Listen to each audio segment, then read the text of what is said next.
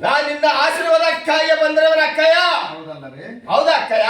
ಪರನಾರಿಯರನ್ನು ಈ ರೀತಿ ವರ್ಣನೆ ಮಾಡೋದು ಸರಿಯಲ್ಲ ತಮ್ಮ. ಯಾತಕ್ಕೆ ಸರಿಯಲ್ಲ ಅಕ್ಕಯ್ಯ? ತಮ್ಮಯ್ಯ, ಓ ಅಗ್ರಜೆ, ನಿನ್ನಂತವರಿಗೆ ಇದು ಶೋಭೆಯಲ್ಲ. ಯಾತಕ್ಕೆ ಶೋಭೆ ಅಕ್ಕಯ್ಯ? ಹೀಗೆ ವಿಚಾರ ಹೇಳಬೇಕೆ? ಹೇಳು ಅಕ್ಕಯ್ಯ, ಚೆನ್ನಾಗಿ ಹೇಳು.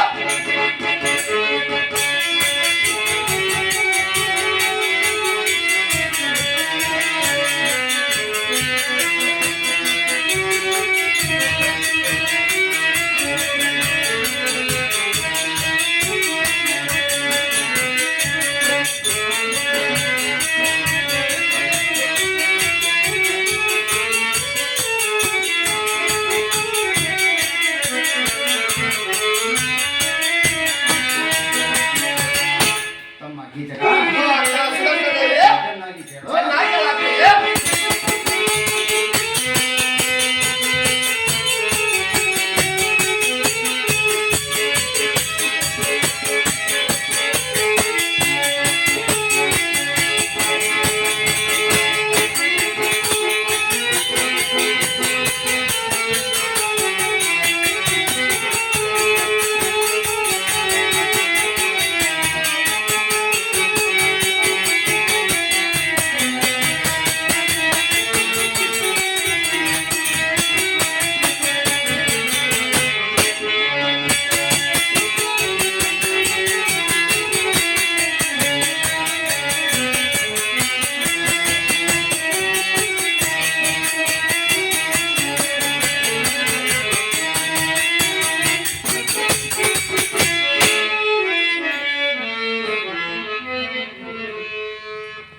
ತಮ್ಮ ಗೀತಕ ಅಕ್ಕ ಸುದರ್ಶನದೇವಿ, ರಾಣಿವಾಸವಾದ್ದರಿಂದ ರಾಜಾದಿರಾಜರ ಹೆಂಡರು, ಪ್ರಧಾನರ ಸತಿಯರು, ಸೇನಾನಾಯಕನ ಭಾರ್ಯರು ಯಾರಾದರೂ ಬಂದು ಕ್ಷೇಮ ಲಾಭ ವಿಚಾರಿಸುವ ಪದ್ಧತಿ ಉಂಟು.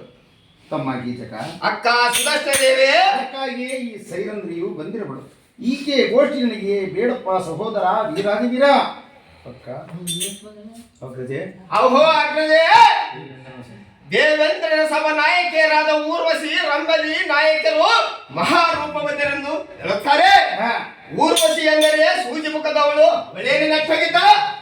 ರಂಬೆ ಎಂದರೆ ಬಾಳ ಗಿಡದಂತವಳು, ಬಾಳ ಗಿಡದಂತ ಬಾಳು, ಯಾಕಂದ ಬಾಳು.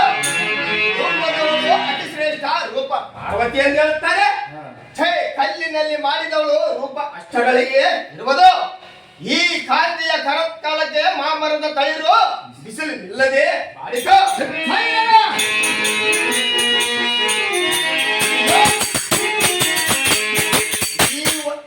ಈ ವರಿತ್ಯಾ ಮಣಿಯ ಸೋಲುಡಿಗೆ ಈ ವರಿತ್ಯಾ ಮಣಿಯ